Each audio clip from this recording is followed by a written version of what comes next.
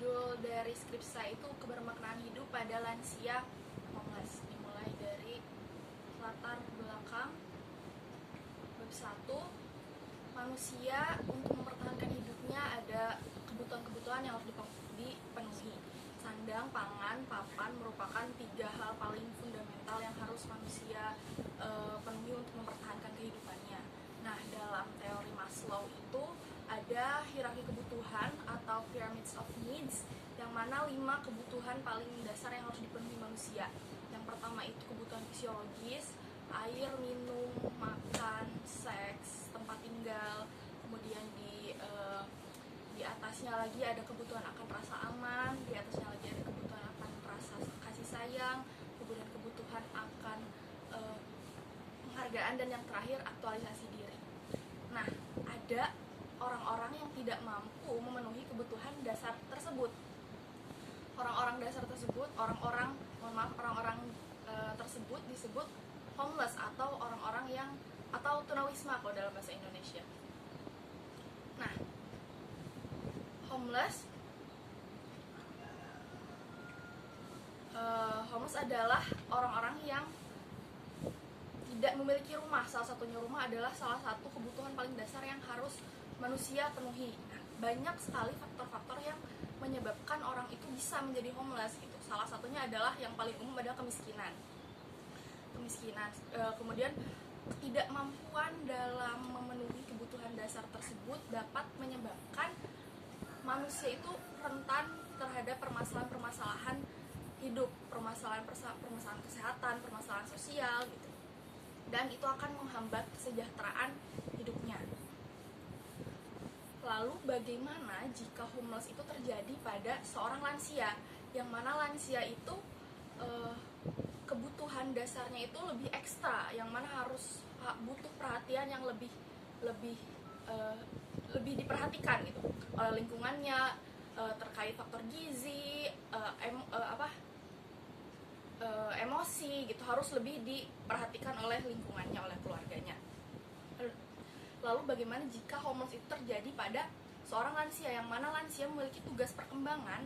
Jika menurut teori psikososial Erik Erikson, seorang lansia memiliki sedang berada di fase integritas versus keputusasaan, yang mana jika seorang lansia tidak mencapai integritas diri, dia akan mengalami keputusasaan. Seperti apa itu integritas diri?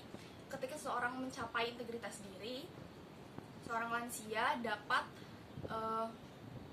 menerima keadaan dirinya, keadaan bahwa dia itu sudah tidak optimal lagi, sudah tidak muda lagi, dan menerima misalnya penyakit yang dia alami seperti itu. Atau dengan kata lain, seorang lansia sudah mencapai hidup yang bermakna atau kebermaknaan hidup. Nah, makna hidup, kebermaknaan hidup. Bagaimana itu kebermaknaan hidup? Nah, setiap individu itu dapat mengartikan hidup yang bermakna itu berbeda-beda gitu. Menurut Viktor Frankl, individu dapat menemukan makna hidupnya meski dalam keadaan yang kritis atau bahkan hopeless. Jadi jika kita asumsikan dalam kasus homeless yang lansia, seorang yang lansia dan homeless itu sebenarnya bisa mencapai hidup yang bermakna. Tapi kenyataannya mencapai kebermaknaan hidup di tengah kondisi homeless itu tidak mudah. Tantangan keseharian seperti sulit mencari makan, tempat tinggal yang tidak layak, seperti itu, ketidakpastian sehari-hari itu membuat seseorang menjadi lebih rentan terkena gangguan mental. Penelitian dari Henrik Scalado, itu penelitian internasional, menyebut bahwa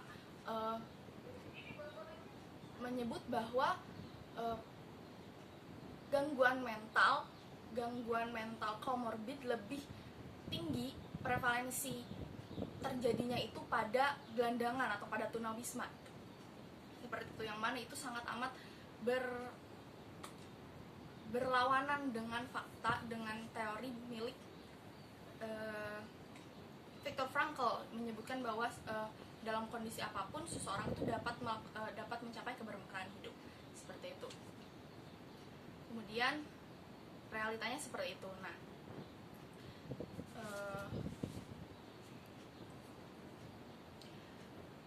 homeless sendiri memiliki dampak sosial yang sangat amat luas ya. Sosial, ekonomi, dan budaya gitu. Permasalahan sosial yang sulit, kemudian stigmatisasi.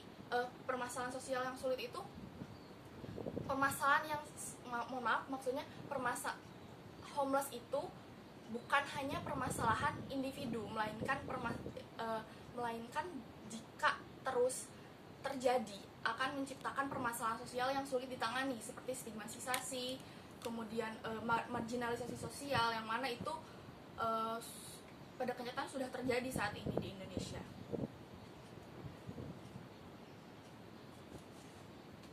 Maka dari itu, berdasarkan pemaparan tersebut, saya berusaha untuk ditemukanlah rumusan masalah, yakni bagaimana lansia homeless memaknai hidupnya di tengah kondisi homeless. Dengan tujuan penelitian itu mengidentifikasi bagaimana seorang lansia yang homeless memaknai hidup mereka di tengah kondisi homeless. Terdapat beberapa manfaat penelitian, manfaat teoritis.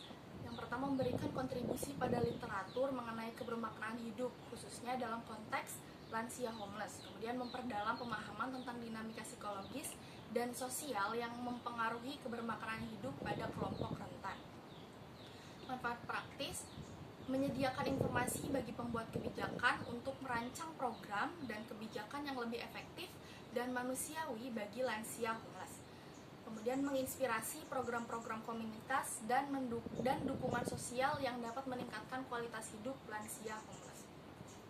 Dan manfaat sosial yaitu meningkatkan kesadaran masyarakat tentang kondisi dan kebutuhan lansia homeless, mengurangi stigma sosial terhadap homeless dengan mempromosikan empati dan pemahaman yang lebih baik mengenai tantangan yang mereka hadapi, kemudian mendorong keterlibatan komunitas dalam memberikan dukungan dan menciptakan lingkungan yang lebih inklusif bagi lansia homeless. Bab kedua yaitu tinjauan pustaka. Ada beberapa jurnal, ada 10 jurnal ya yang saya gunakan di sini. Jurnal-jurnal ini adalah jurnal-jurnal yang saya gunakan sebagai data sekunder, yang mana dijadikan sumber untuk latar belakang sebelumnya. Ada aspek sosio-psikologis, ada jurnal aspek sosio-psikologis lansia di Indonesia, gambaran persepsi lansia terhadap kualitas huniannya dan hubungannya dengan kesehatan psikososial, introspeksi diri pada gelandangan dan pengemis melalui konseling logoterapi, homeless people, a review of personality disorders, the meaning of life, self-esteem, and support system of homeless people, life well-being strategies from the perspective of homeless, kebermaknaan hidup pada wanita lanjut usia yang memilih tinggal sendiri, kebermaknaan hidup pada lansia di panti ureda, keberartian hidup ditinjau dari penerimaan diri di masa lansia, kebermaknaan hidup lansia pemulung yang beragama Islam di tempat pembuangan akhir Sukajaya, Kecamatan Sukaramat, Palembang. Kemudian dasar-dasar teori. Di sini saya menjelaskan variabel makna hidup, homeless, dan lansia. Definisi makna hidup. Makna hidup adalah, menurut Bastaman, makna hidup adalah sesuatu yang dirasa penting, benar, dan berharga, serta memberikan nilai khusus bagi seseorang dan layak untuk dijadikan tujuan hidup. Nah, makna hidup merupakan konsep yang fundamental yang mencakup nilai, tujuan, yang memberikan orientasi dalam kehidupan seseorang. Jadi makna hidup itu dapat didefinisikan sebagai suatu arti, nilai, atau tujuan dalam hidup seseorang yang dirasa penting, berharga, dan didambakan, serta dapat membawa kebahagiaan dan mencegah keputusasaan bagi individu tersebut. Nah, karakteristiknya yang pertama, makna hidup itu bersifat unik, pribadi, dan temporer. Artinya seperti apa? Sesuatu yang bermakna bagi seseorang mungkin dimaknai berbeda oleh orang lain gitu. Jadi unik setiap orangnya, dan temporer, yang mana sesuatu yang dianggap penting saat ini belum tentu di waktu yang akan datang itu dirasa sama pentingnya. Jadi makna hidup seseorang itu dinamis, itu dapat berubah-ubah. Kemudian karakteristik yang kedua itu, makna hidup bersifat spesifik dan nyata. Artinya makna hidup tercipta dari pengalaman dan kegiatan sehari-hari dan dapat ditemukan dalam hal-hal sederhana dan nyata, dan tidak harus dalam bentuk suatu ideologi atau pencapaian yang luar biasa gitu, pencapaian akademik gitu, tidak perlu, melainkan bisa dicapai dari hal-hal yang sederhana dan sehari-hari gitu, ditemukan sehari-hari. Kemudian karakteristik yang ketiga, yakni makna hidup dapat memberi arah dan pedoman bagi suatu individu gitu. Seperti itu. Kemudian tahap terciptanya kebermaknaan hidup. Yang pertama tahap derita, yang kedua tahap penerimaan diri, yang ketiga tahap penemuan makna hidup, yang keempat tahap realisasi makna, dan yang kelima tahap kehidupan yang bermakna. Nah, pada kasus lansia homeless, mereka yang telah melewati serangkaian perjalanan penerimaan serta penemuan makna hidup akan merasakan perubahan yang positif dalam hidupnya gitu. Mereka mulai merasa kehidupan dari sudut pandang yang lebih positif meskipun dalam keterbatasan yang ada. Nah, terdapat komponen-komponen tercapainya kebermaknaan hidup, yakni self insight atau pemahaman diri, yang mana seseorang itu paham keadaannya saat ini, dia sedang susah, apa yang sedang dia rasakan, aware lah dengan keadaannya saat ini gitu. Kemudian the meaning of life atau makna hidup, atau dia punya nilai yang dia terapkan dalam hidupnya gitu. Kemudian changing attitude, perubahan sikap. Jadi ketika dia paham kondisinya saat ini, akan ada langkah yang kemudian dia persiapkan untuk merubah situasi tersebut. Misalnya kalau misalnya dalam konteks lansia yang homeless, ya dia berusaha untuk keluar dari situasi tersebut gitu. Kemudian self commitment atau komitmen diri, ya dia berkomitmen dengan apa yang dia percaya gitu, apa yang dia rasakan, apa yang dia putuskan untuk lakukan untuk merubah kondisinya saat ini gitu. Kemudian directed activity atau kegiatan yang terarah, kegiatan yang tersusun, yang benar-benar dia rencanakan gitu, seperti itu.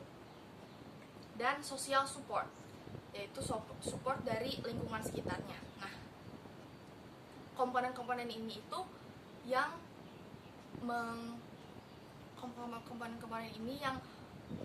menunjukkan apakah seseorang itu sudah mencapai kebermaknaan hidup atau belum. Jika komponen-komponen ini sudah terpenuhi, seseorang memiliki support system yang baik, directed activities ada gitu, terus memiliki self commitment, ada changing attitude, dan punya meaning of life dan self insight, dia dapat dipastikan memiliki hidup yang bermakna atau mencapai kebermaknaan hidup. Nah, ada sumber-sumber yang biasanya sumber-sumber makna hidup gitu. Makna hidup itu berasal dari sumber-sumber ini, yang seperti tadi disebutkan tidak harus berasal dari suatu pencapaian yang luar biasa gitu. Yang pertama ada creative values atau nilai-nilai kreatif, misalnya kecintaan terhadap seni gitu, tanggung jawab gitu, berkarya, bekerja. Nah, itu adalah sumber dari kebermaknaan, bisa menjadi sumber dari kebermaknaan hidup. Kemudian experimental values atau keyakinan terhadap kebajikan, kebenaran, keindahan gitu, atau agama, keimanan. Kemudian attitudinal values atau nilai-nilai bersikap, melibatkan penerimaan, kesabaran, keberanian, ketabahan. Nah, menurut Bastaman, ada satu lagi nilai yang bisa menjadi sumber dari makna hidup, yaitu nilai harapan. Ketika seseorang memiliki nilai harapan. Oh, baik Pak, baik Pak. Ini ya. Nah, langsung saja ke metode kerangka teoretik yang ini ya Pak. Nah, baik, di sini saya akan menjelaskan kerangka teoretik dimulai dari subjek kita, yakni seorang lansia yang homeless. Untuk mencapai kebermaknaan hidup terdapat tahap-tahap tercapainya, yakni yang tadi tahap derita, tahap penerimaan diri, tahap penemuan makna hidup, dan tahap realisasi. Nah, ketika seseorang ingin mencapai kebermaknaan hidup, lansia dalam kasus ini lansia yang homeless, dia akan melewati fase-fase ini. Nah, di dalam